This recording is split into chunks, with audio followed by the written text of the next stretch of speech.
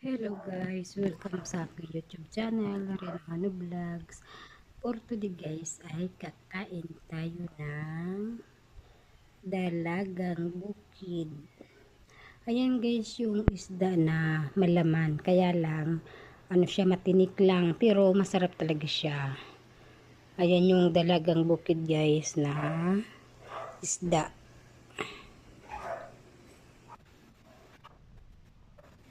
Ayan, masdan nyo guys. Ganda ng kulay niya guys. Kaya lang pag sariwa yan guys, ang mas naunang nabubutas sa kanya yung tiyan. Sensitive yung niya, yung tiyan niya, madaling mabutas.